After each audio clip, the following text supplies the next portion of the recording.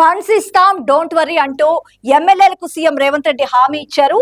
CDP SDF నిధులు మంజూరు చేస్తాం, వీటి కింద బడ్జెట్ లో 3,000 కోట్లు పెట్టామంటూ కూడా సీఎం రేవంత్ రెడ్డి చెప్పారు. ఇబ్బందులు ఏమైనా ఉన్నా డైరెక్ట్ గా నాకు చెప్పండి, నియోజకవర్గాల్లో ముఖ్యంగా ప్రజల సమస్యలపై కాన్సన్ట్రేషన్ చేయండి, ప్రభుత్వం చేసిన పనులను ప్రజల్లోకి బలంగా తీసుకెళ్లాలంటూ కూడా సీఎం రేవంత్ రెడ్డి ఎమ్మెల్యేలకు సూచించారు.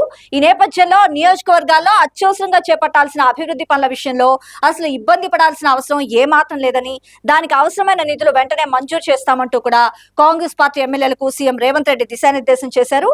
ఈ నేపథ్యంలో కాన్స్టిట్యూషన్ డెవలప్మెంట్ ప్రోగ్రామ్ అంటే సిడిపి, అలాగే స్పెషల్ డెవలప్మెంట్ ఫండ్ ఎస్డిఎఫ్ కింద ఎమ్మెల్యేలకు అవసరమైన నిధులు ఇస్తామంటూ కూడా సీఎం రేవంత్ రెడ్డి వారికి భరోసా ఇచ్చారు.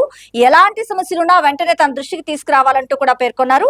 అధికారంలోకి వచ్చి 15 నెలలైనా తాము చేసిన అభివృద్ధిని ప్రజల్లోకి బలంగా తీసుకెళ్లడంలో కొంచెం వెనుకబడ్డారు కనుక పూర్తిగా ప్రజల్లో ప్రభుత్వం చేసిన అభివృద్ధిని జనాల్లోకి బాగా చొచ్చుకెళ్లేలా వివరించాలంటూ కూడా దిశానిర్దేశం చేశారు.